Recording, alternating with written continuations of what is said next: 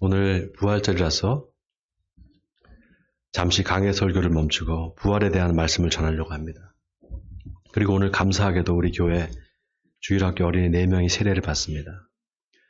그래서 부활과 세례를 연결해서 설교를 해야 되겠다, 그렇게 생각했는데 마침 사도 바울이 세례와 부활에 대해서 이야기를 했습니다. 바로 오늘 우리가 읽은 본문입니다. 놀랍게도 사도 바울은 예수님이 십자가에서 돌아가신 것을 세례를 받은 것으로 비유를 합니다. 그러면서 우리가 물 세례를 받는 게 실은 예수님과 함께 십자가에서 죽는 거다, 이렇게 말을 합니다. 오늘 본문 3절과 4절을 우리 같이 한번 소리내서 다 같이 한번 읽어보겠습니다. 3절과 4절입니다. 시작. 우리 그리스도와 예수와 합하여 세례를 받은 우리는 그의 죽으심과 합하여 세례를 받은 줄을 알지 못하느냐.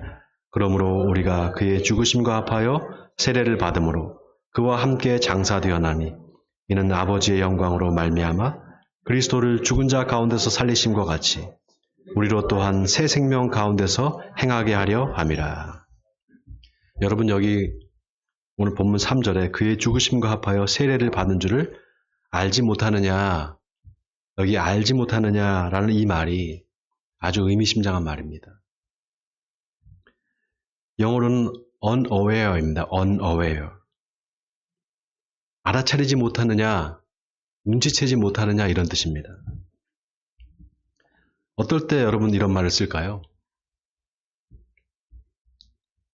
어떤 일이 이미 일어났어요. 근데 그게 왜 일어나는지, 무슨 이유 때문에 일어나는지를 모르는 겁니다. 그때 알아차리지 못한다, 눈치채지 못한다, 이런 말을 쓰잖아요. 여러분, 우리가 알아차려야 합니다. 눈치를 채야 돼요. 뭘 알아차려야 되는가? 하나님이 우리에게 하신 일을 알아차려야 됩니다. 주님이 우리를 위해서 하신 일이 있어요. 그거를 깨닫고 알아차려야 돼요. 복음서에 보면 예수님이 세례 요한한테 세례를 받는 장면이 나옵니다. 예수님이 요단강에 세례를 받으러 걸어오시니까 세례 요한이 예수님을 가리키면서 보라, 세상 죄를 지고 가는 하나님의 어린 양이로다, 이렇게 말합니다. 세례 요한은 알아차린 거예요. 여러분, 세례 요한의 세례를 뭐라고 한다 그랬습니까? 세례 요한의 세례, 죄사함을 얻게 하는 회개의 세례다, 이렇게 말했잖아요. 그냥 세례가 아닙니다. 죄사함을 얻게 하는 회개의 세례예요. 근데 사람들이 알아차리지를 못합니다. 세례 받는다고 해서 내 죄가 없어지는 게 아닌데 먼저 회개부터 해야 되는데, 저 물세례를 받으면 내 죄가 없어진대, 이렇게 생각하면서 너도 나도 세례를 받으러 나오는 겁니다. 그때 세례 요한이 뭐라고 합니까? 이 독사의 자식들아, 너희가 임박한 재앙을 피하려고 하느냐? 회개하라, 이렇게 말합니다. 여러분, 물 세례는 회개의 증표로 주는 겁니다. 회개했다는 증표로 물 세례를 주는 겁니다. 그러니까 뭐가 먼저입니까? 회개가 먼저입니다. 자, 오늘 본문 3절에 사도 바울이 무릇 그리스도 예수와 합하여 세례를 받은 우리는, 이렇게 말했습니다. 예수와 합한다. 이게 무슨 뜻일까요, 여러분? 예수와 합한다. 예수와 연합한다는 뜻이잖아요. 이게 무슨 말일까요? 유대인들이 제사를 드릴 때 집에서 키우던 양을 데리고 와서 제사장 앞에서 잡아 죽입니다. 그때 양의 머리에 두 손을 얹고 자기 죄를 다 전가시킵니다. 그리고 제사장 앞에서 죽이는 거예요. 내 죄를 다 전가시켰으니까 그 양이 바로 뭡니까? 바로 나예요. 양과 내가 하나로 연합하는 겁니다. 자, 그런데 그 양이 누굽니까? 바로 예수님이에요. 그러니 그 연합이 뭘 위한 연합이냐? 죽기 위한 연합입니다. 무릇 그리스도 예수와 합하여 세례를 받은 우리는 그의 죽으심과 합하여 세례를 받은 줄을 알지 못하느냐? 이 말이 그 말입니다. 알아차려야 된다는 거예요. 그 다음 4절에 그러므로 우리가 그의 죽으심과 합하여 세례를 받음으로 그와 함께 장사되었나니 이는 아버지의 영광으로 말미암아 그리스도를 죽은 자 가운데서 살리심과 같이 우리로 또한 새 생명 가운데서 행하게 하려 하심이라. 여러분, 이 말씀이 참 기가 막힌 말씀입니다. 이 말씀을 깨달으면 우리 삶이 바뀝니다. 여러분, 우리가 죽지 않고 부활할 수 있습니까? 죽지 않고 부활할 수 있겠어요? 죽어야만 부활할 수 있어요. 그래서 예수님과 함께 십자가에 죽었다고 고백을 하잖아요. 여러분, 그런 고백 하시죠? 내가 십자가에 예수님과 함께 죽었다고. 그럼 죽는 게 목적이냐? 아닙니다. 사는 게 목적입니다. 살기 위해서 죽는 거예요. 자, 바울이 그리스도를 죽은 자 가운데서 살리심과 같이 우리로 또한 새 생명 가운데서 행하게 하려 함이라 이렇게 말하잖아요. 살아서 행하는 거, 그게 목적이에요. 그런데 보세요. 사도 바울이 그리스도 예수와 합하여 세례를 받은 우리는 그의 죽으심과 합하여 세례를 받은 줄을 알지 못하느냐? 알아차려야 된다. 이걸 깨달아야 된다. 뭘 알아야 되느냐? 내가 이미 죽었다는 사실을 알아야 된다 이 말이에요. 앞으로 죽을 걸 알아야 되는 거가 아니에요. 이미 죽었다는 걸 알아야 된다 이 말입니다. 아멘입니까 여러분? 그래서 에베소서 2장 1절에서 사도 바울은 그는 죄와 허물로 죽었던 너희를 살리셨도다 그랬습니다. 죄와 허물로 죽을 너희가 아닙니다. 죄와 허물로 죽었던 너희를 살리셨도다예요. 앞으로 죽을 게 아니라 이미 죽었다예요. 여러분, 죽었다는 말과 죽을 거라는 말이 같은 말입니까? 완전히 다른 말이에요. 여러분, 신앙은 내가 죽어야지가 아닙니다. 내가 죽어야지, 내가 참아야지, 그게 신앙이 아닙니다. 내가 이미 죽었다예요. 이 사실을 알아차리는 게 중요합니다. 그런 의미에서 예수 믿는 사람들은 이미 다 한번 죽었다 살아난 사람들이에요. 그런 사람들이 있죠. 내가 죽어야지. 내가 안 죽어서 그렇다고. 그래도 그렇게 말하는 사람은 좀 나은 거예요. 뭔가 신앙적으로 한번 살아보겠다는 그런 의지의 표현이잖아요. 근데 그 말은 아직 내가 안 죽었다는 반증입니다. 여러분, 아니에요. 죽었다니까요. 이미 죽었습니다. 자, 따라하겠습니다. 나는 죽었다. 십자가에 예수와 함께 죽었다. 그리스도 예수의 사람들은 육체와 함께 그 정욕과 탐심을 십자가에 못 박았느니라 이렇게 말했습니다. 여러분, 마귀가 산 사람을 건드리지 죽은 사람을 건드리지는 않습니다. 그래서 내가 죽었다는 사실을 알아차리는 게 중요합니다. 그래서인지 바울은 계속해서 이거를 다시 재확인 또 재확인합니다. 오늘 본문 5절을 보세요.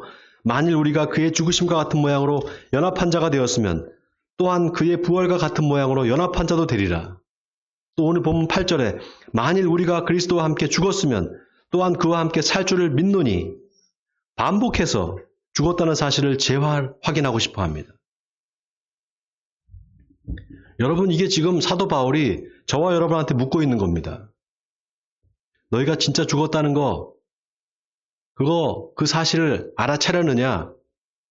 그거 깨달았느냐? 이거 물어보고 있는 겁니다. 자, 그럼 죽었다는데 어떻게 죽었다는 거냐? 죄에 대해서 죽었다는 거예요. 죄에 대해서 죽었다는 겁니다. 자, 오늘 본문 6절과 7절을 같이 또 읽어보겠습니다. 본문 6절과 7절입니다. 시작. 우리가 알거니와 우리의 옛사람이 예수와 함께 십자가에 못 박힌 것은 죄의 몸이 다시 죽어 다시는 우리가 죄에게 종노릇하지 아니하려 함이니 이는 죽은 자가 죄에서 벗어나 의롭다 하심을 얻었습니다. 자, 여기 죄의 몸이 죽었다 이 말이 중요해요. 그냥 몸이 아닙니다. 죄의 몸이에요. 자꾸 죄를 짓는 이 몸이 죽었다는 거예요. 근데 여러분 생각해보면 사실 몸은 죄가 없어요. 몸이 무슨 죄가 있겠습니다. 죄가 있겠습니까? 우리 마음이 문제잖아요. 마음에서 나오는 악한 생각들, 음란한 생각, 도둑질하는 거, 살인과 간음, 탐욕, 악독, 질투와 비방, 교만과 우매함, 이게 다 마음에서 나오잖아요. 그럼 왜 바울은 죄의 몸이라고 말했을까요? 여러분, 우리 몸이 자꾸 죄를 짓잖아요? 그러면 그 죄에 적응을 합니다. 당뇨병 환자가 단 거를 먹으면 안 되는 걸 알아요. 머리로 알잖아요. 당뇨병 환자가 당을 먹으면 금방 당이 올라가잖아요. 근데 그렇게 단 게 먹고 싶어요. 왜냐? 오랫동안 몸이 적응을 한 거예요. 그래서 여기 죄의 몸이 죽어 다시는 죄에게 종로를 타지 아니하려 한다, 이 말이 의미심장합니다. 죄의 종이 된다는 것은 죄가 시키는 대로 몸이 따라간다는 거예요. 그래서 이 문제를 어떻게 해결해야 되느냐? 내가 다시는 죄를 짓지 말아야 되겠다. 다짐을 하고 열심히 죄 짓지 않으려고 노력을 하면 되는 건가? 여러분 어때요? 그렇게 하니까 되던가요? 어느 정도 효과는 있을 수 있어요. 근데 여러분, 이 습관이라는 게 참 무섭습니다. 제가 담배를요, 39살까지 피웠어요. 믿어지지 않으시는 눈빛이네요. 39살까지 담배를 피웠어요. 신학교에 딱 들어가면서 담배를 끊었습니다. 내가 40살에 신학교에 들어갔거든요. 그 전까지 담배를 아주 많이 폈어요. 근데 몇 번이고 제가 끊어보려고 애를 썼습니다. 노력을 했어요. 그런데 이게 얼마나 어려운지요. 끊었다가도 또 다시 피고 여러 번 반복을 했습니다. 근데 어느 날 갑자기 담배 냄새가 너무너무 싫은 거예요. 담배 냄새만 맡아도 막 코가 아프고 머리가 아프기 시작한 거예요. 그래서 담배를 끊게 됐습니다. 근데 지금 가만히 생각해보면 그게 내 의지만 가지고 안 되는 거예요. 내 몸이 바뀌어야 되는 겁니다. 죄에 길들여진 몸, 이 몸이 바뀌어야 되는 거예요. 그런데 그게 아주 어렵습니다. 근데 또 하나 바꾸는 방법이 있어요. 그게 뭐냐? 바로 죽는 겁니다. 여기 7절에 사도 바울이 뭐라고 하는가? 이미 죽은 자가 죄에서 벗어나 의롭다 하심을 얻었습니다. 이렇게 말합니다. 여러분, 이 말이 무슨 말입니까? 죽은 사람한테는 더 이상 죄를 물을 수가 없다, 이 말입니다. 우리나라 형사소송법에 피고인이 사망을 하면 판사가 공소기각 결정을 내립니다. 왜냐? 죽은 사람한테 죄를 물을 수가 없잖아요. 죄의 몸에서 벗어나려면 죄의 몸이 죽어야 돼요. 여러분, 예수님이 바로 이 일을 하신 거예요. 우리 죄를 다 뒤집어 쓰고 돌아가신 겁니다.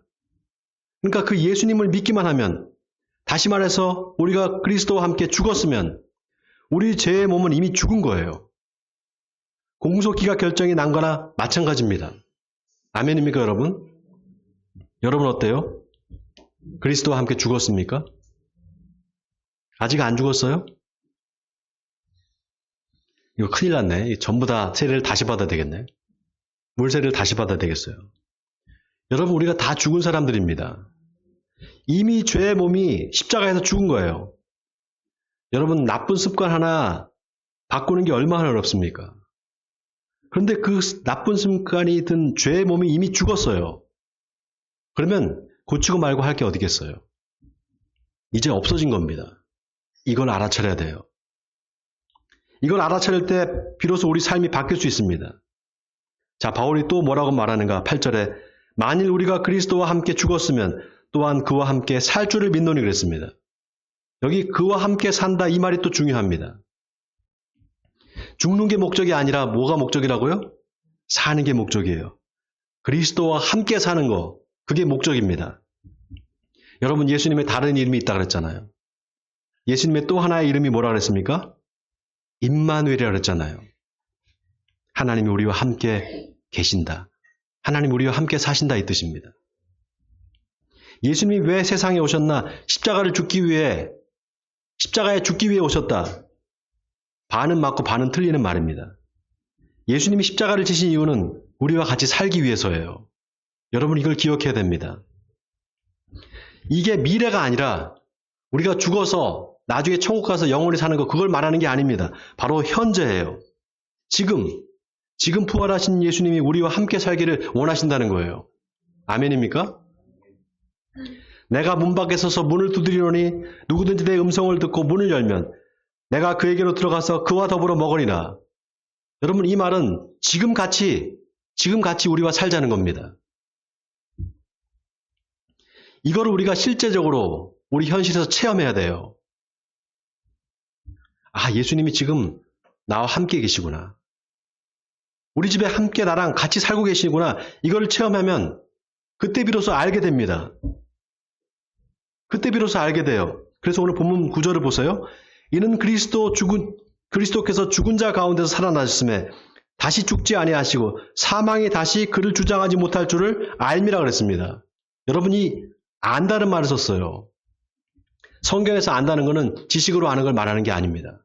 몸으로 체험해서 아는 걸 말하는 거예요. 내가 경험해서 아는 거, 그걸 말하는 겁니다. 여러분 우리가 이걸 한번 생각해 봐야 돼요. 어떻게 하면 우리가 임마누엘의 주님을 경험할 수 있을까? 어떻게 우리 일상에서 예수님을 경험할 수 있을까? 이게 우리 신앙의 목표 아니겠습니까? 오늘 사도 바울이 그 방법을 알려주고 있습니다. 다 같이 오늘 10절과 11절을 같이 한 목소리로 또 읽겠습니다. 10절과 11절입니다. 시작. 그가 죽으심은 죄에 대하여 단번에 죽으시며 그가 살아계심은 하나님께 대하여 살아계심이니 이와 같이 너희도 너희 자신을 죄에 대하여는 죽은 자요 그리스도 예수 안에서 하나님께 대하여는 살아있는 자로 여길지어다. 자, 여기 죄에 대해서 죽은 자요 그리스도 예수 안에서 하나님께 대하여 살아있는 자로 여길지어다. 여러분 이 말이 무슨 말일까요? 먼저 죄에 대해서 죽었다는 게 무슨 말일까요? 자, 죄도 살아있는 사람이 짓는 거예요. 장사에서 무덤 속에 들어있는 사람이 무슨 죄를 짓겠습니까? 그렇게 죽은 사람으로 자신을 생각하는 겁니다. 그런데 자꾸 죄를 짓고 싶은 마음이 생기는데 그때는 어떻게 해야 됩니까, 목사님? 제가 방법을 알려드릴게요.